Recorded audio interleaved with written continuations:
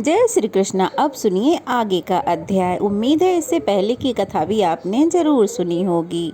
ऋषियों ने कहा, हे सूत जी, पृथ्वी के साथ भगवान बराह जब वृषभा पर्वत पर चले गए तब वहाँ उन्होंने पृथ्वी से क्या कहा? हे महामते, वह सब प्रसंग हम सुनना चाहते हैं। श्री सूत जी बोले, मुनियों, आप सब पूर्व काल की बहुत ही सुंदर कथा सुनिए। पहले वैवत्सव मनवंतर के परम पवित्र सतयुग में वराह रूपधारी पृथ्वीपति भगवान देवेश्वर विष्णु नारायण गिरी पर निवास करते थे। उस समय पृथ्वी देवी अपनी सखियों के साथ उनकी सेवा में उपस्थित हुईं और उन्होंने उनके चरणों में प्रणाम करके भगवान के सामने यह प्रश्न किया कि हे देवेश, आप किस मंत्र से आराधना करने पर प्रसन्न होंगे?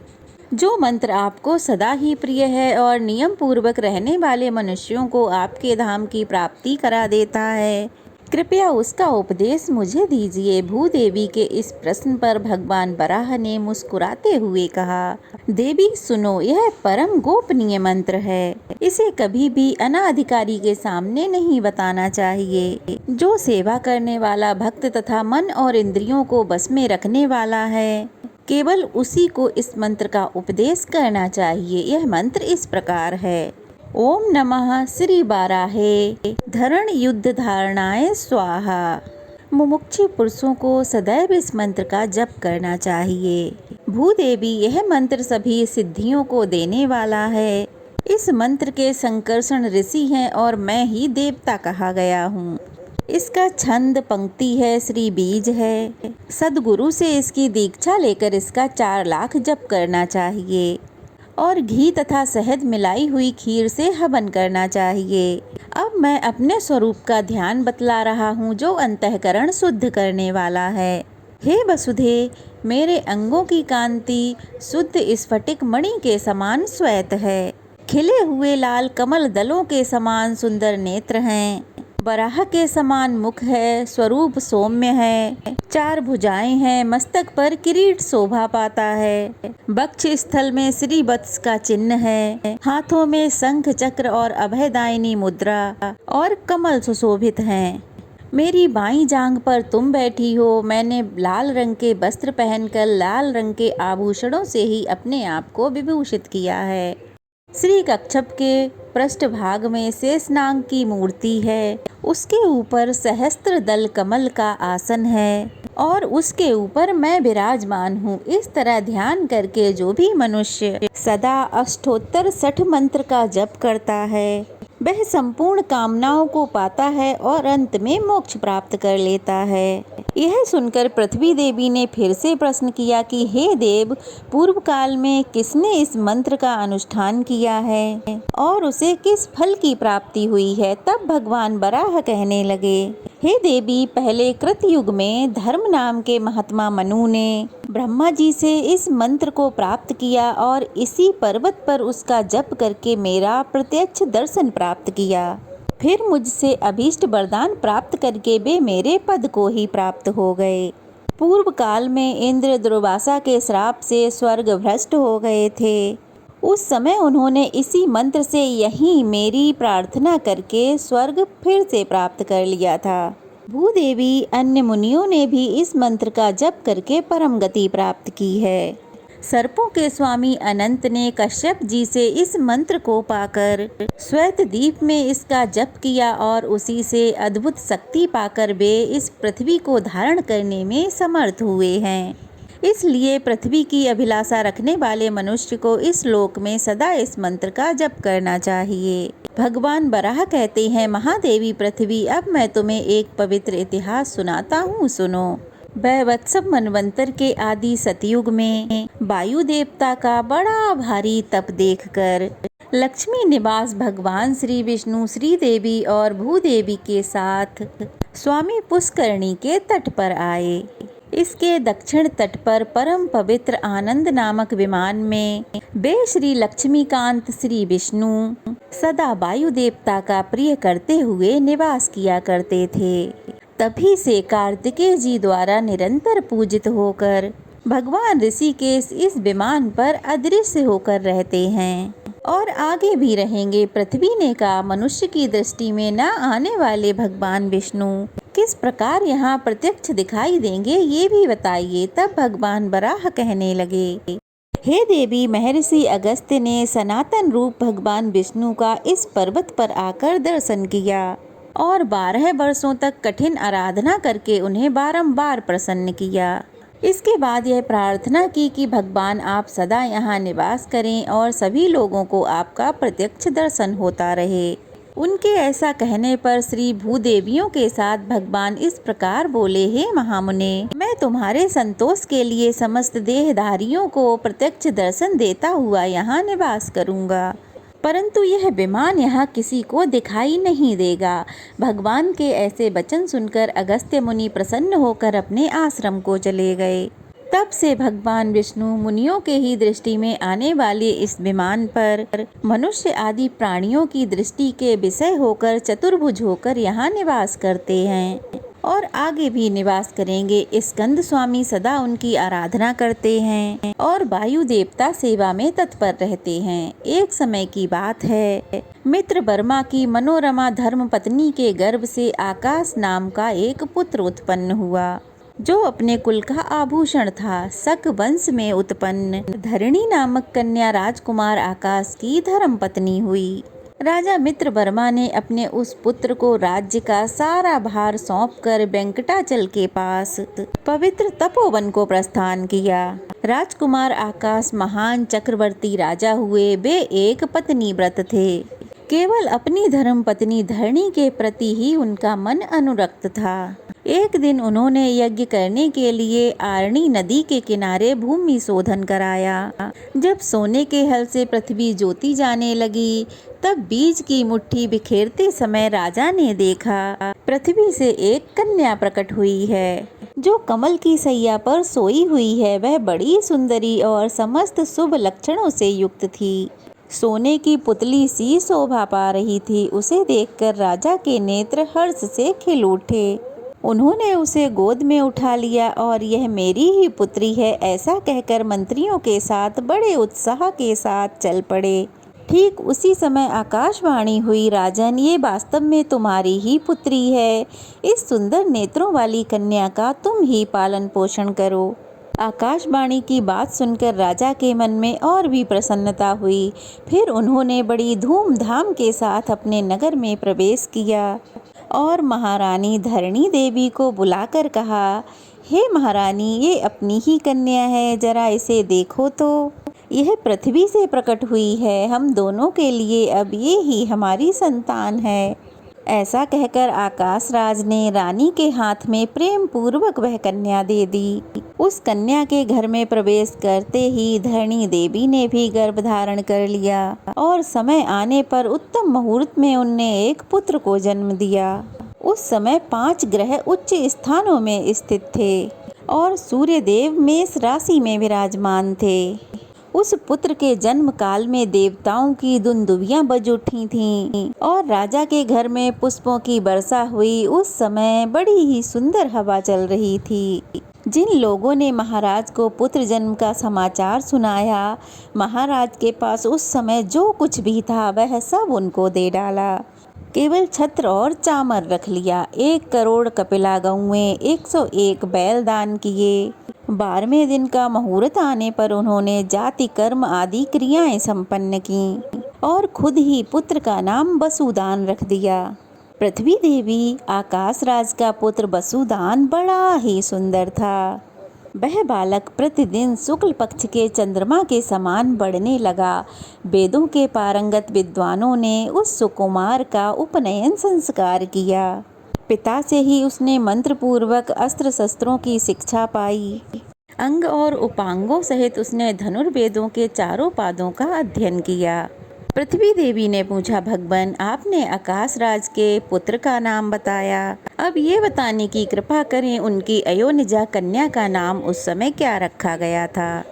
तब भगवान बराह मुस्कुराते हुए कहने लगे, देवी, बुद्धिमान आकाशराज ने उस कन्या का नाम पद्मिनी अर्थात पद्मावती, पद्मालया आदि रखा था। धीरे धीरे वह कन्या युवा अवस्था में जाने लगी। एक दिन पद्मिनी अपनी सखियों के साथ अपने उपवन में खेल रही थी। धीरे धीरे घूमते हुए नारद जी वहां आ पहुँचे। उन्होंने लक्ष्मीमती उस सुंदर कन्या को वहां देखा और उससे पूछा, हे भीरू, तुम कौन हो, किसकी कन्या हो, मुझे अपना हाथ तो दिखाओ। यह सुनकर पद्मिनी ने कहा, हे महाराज, मैं आकाशराज की पुत्री हूँ, मेरे लक्षण बताइए। तब नारद जी बोले, सुंदरी सुनो, तुम्हारा मस्तक गोलाकार और सम है, इसके ऊपर चिकने और लंबे बाल शोभा पा रहे हैं। तुम्हारा मुख दिव्य मुस्कान से सुशोभित है और तुम्हारे अधर बिंबा फल के समान लाल हैं। इस प्रकार तुम्हारा यह मुख भगवान विष्णु के ही योग्य है, ऐसा मेरा निश्चय है। तुम क्षीर सागर से प्रकट हुई साक्षात लक्ष्मी जी के समान दिखाई देती हो। भगवान बराह कहते हैं। ऐसा कहकर नारद जी पद्मिनी और उसकी सखियों द्वारा सम्मानित होकर वहीं से लौट गए। उसके बाद सखियों ने कहा, सखी चलो वन में फूल लाने को चलते हैं। ऐसा कहकर आकाशराज की कन्या के साथ वे सखियां फूल लाने को गईं। वन में पहुंच वे फूलों को तोड़ इधर उधर घूमने लगीं और फिर एक वनस्पति के नीचे जा बैठीं। उसी समय उन्होंने चंद्रमा के समान श्वेत वर्ण वाले एक ऊंचे घोड़े को देखा। उसके ऊपर श्याम वर्ण का पुरुष सवार था, जिसकी आकृति और कांति कामदेव को भी लज्जित कर रही थी। उसके विशाल नेत्र पद्म पत्राकार कानों के पास पहुँचे हुए थे। उन्होंने एक हाथ में दिव्य शांग धनुष और दूसरे में सोने का बाण धारण कर रखा था। उसका कटी प्रदेश पीले रंग के रेशमी वस्त्रों से ढका हुआ था। शरीर का मध्य भाग बहुत ही सुंदर था। वह रत्न जड़ित कंगन, बाजूबंद और करधनी धारण किए हुए था। उसकी छाती चौड़ी थी, जिससे उस पुरुष की दक्षिणावर्ती नाभि और भी शोभा पा रही थी। उसका बायां कंधा स्वर्णमय यज्ञोपवीत से चमक रहा था। इस प्रकार उस तरुण का सुंदर रूप मन को मोह लेने वाला था। उसे देख वे सब स्त्रियां चकित हो गईं। वह घुड़सवार एक भेड़ियों को ढूंढता हुआ वहां आया और उन फूल तोड़ने वाली सखियों से पूछने लगा कि यहाँ कोई भेड़िया आया है क्या? स्त्रियों ने तुरंत उत्तर दिया, तुम धनुष धारण करके हमारे उपवन में क्यों आए हो? यहाँ के सभी मृग तो अवध्य हैं, यानी कि यहाँ के हिरणों को कोई नहीं मार सकता। आकाशराज से सुरक्षित शीघ्र ही इस वन से तुरंत निकल जाओ। उसकी यह बात सुनते ही वह घुड़सवार तुरंत ही घोड़े से उतर पड़ा और पूछा कि तुम सब कौन हो? यह कमल के समान सुंदर अंग वाली सुंदरी कन्या कौन है? उसका यह प्रश्न सुनकर एक सखी ने उत्तर दिया, सूरवीर, यह हमारी स्वामिनी है। इनका नाम पद्मिनी है और यह आकाशराज की पुत्री हैं और ये पृथ्वी से उत्पन्न हुई हैं। सुंदर शरीर वाले हे पुरुष, अब तुम भी अपना परिचय दो। तुम्हारा नाम क्या है, निवास स्थान कहाँ है और तुम यहाँ किस लिए आए हो? सखियों के इस प्रकार पूछने पर उस पुरुष ने मंद मुस्कान के साथ ये कहा कि मेरे नाम अनंत हैं। तपस्वी लोग रंग, रूप और दृष्टि से मुझे कृष्ण कहते हैं। मैं वो हूँ जिसके धनुष की बराबरी करने वाला धनुष देवताओं के पास भी नहीं है। लोग मुझे वेंकटाचल निवासी वीरपति भी कहते हैं और शिकार करने के लिए मैं इस वन में आया हूँ। इस वन की शोभा देखते हुए मेरी दृष्टि सुंदरी पर भी पड़ गई। क्या ये मुझे मिल सकती हैं? श्री कृष्ण की बात सुनकर सभी सखियां क्रोधित हो गईं। तभी कृष्ण घोड़े पर चढ़कर शीघ्र ही वेंकटाचल चले गए। वहां अपने निवास स्थान पर पहुंचकर वे घोड़े से उतर गए। कृष्ण के रूप में वे साक्षात श्री हरि थे और घोड़े से उतरकर उन्होंने रत्नमय मंडप में प्रवेश किया। फिर मुक्तामय मंदिरों में जाकर वे सुंदर जड़ित सिंहासन पर विराजमान हुए। फिर उसी विशाल नेत्रों वाली और मंद मुस्कान से मुस्कुराने वाली पद्मावती का ध्यान करने लगे। इसके बाद मध्याह्न काल में भगवान के भोग लगाने योग्य दिव्य, उत्तम और सुगंधित अन्न तैयार करके बकुल मालिका नाम की सखी भगवान को देखने के लिए बड़ी शीघ्रता पूर्वक गई और उनके चरणों में भक्ति भाव से प्रणाम करके वहीं उनके पास बैठ गई। उसने देखा श्री हरि नेत्र बंद करे किसी को याद कर रहे हैं। तब उसने कहा, हे देव देवेश्वर, उठिए, आपके लिए बहुत उत्तम रसोई तैयार की गई है। हे माधव, उठिए, शीघ्र भोजन के लिए प्रस्थान कीजिए। तब श्री भगवान बोले, सखी, प्राचीन काल की बात है, पवित्र त्रेता युग में जब मैंने रावण का वध किया था, उस समय वेदवती नाम वाली कन्या ने लक्ष्मी जी की सहायता की थी। लक्ष्मी जी राजा जनक जी के यहाँ पृथ्वी से उत्पन्न होकर सीता जी के रूप में निवास करती थीं। फिर मुझसे विवाह होने के बाद जब मेरे साथ वे वन में गईं, तब एक दिन पंचवटी में मैं मारीच नाम के राक्षस का वध करने के लिए कुटिया से बाहर गया। मेरा छोटा भाई लक्ष्मण भी सीता जी के कहने से मेरे पीछे पीछे आ गया। इसके बाद राक्षस राज रावण सीता को हर जाने के लिए मेरे आश्रम के पास आया। उस समय मेरे अग्निहोत्र में विराजमान अग्निदेव रावण की ऐसी चेष्टा जानकर सीता जी को अपने साथ लेकर पाताल चले गए और अपनी पत्नी स्वाहा की देखरेख में सीता जी को सौंपकर लौट आए। पूर्व काल में कल्याणमयी वेदवती को उसी राक्षस ने स्पर्श कर लिया था, जिससे दुखी होकर जलती हुई अग्नि में उसने अपने शरीर को त्याग दिया। उस समय अग्निदेव ने रावण का संहार करने के लिए वेदवती को सीता के समान रूप वाली बना दिया और मेरी पर्णकुटी में सीता जी के स्थान पर उसे लाकर छोड़ दिया। रावण ने उसी का अपहरण करके लंका में ला बिठाया। उसके बाद रावण मर जाने के पश्चात अग्नि परीक्षा के समय उसी वेदवती ने अग्नि में प्रवेश किया।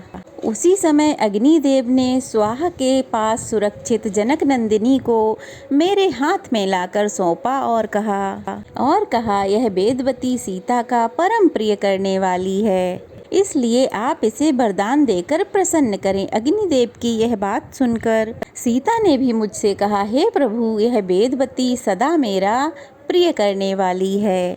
यह उच्च कोटि की भगवत भक्त है, इसलिए आप ही इसका अंगीकार करें। तब मैंने कहा, हे देवी, मैं कलयुग में तुम्हारे कहे अनुसार ही कार्य करूँगा।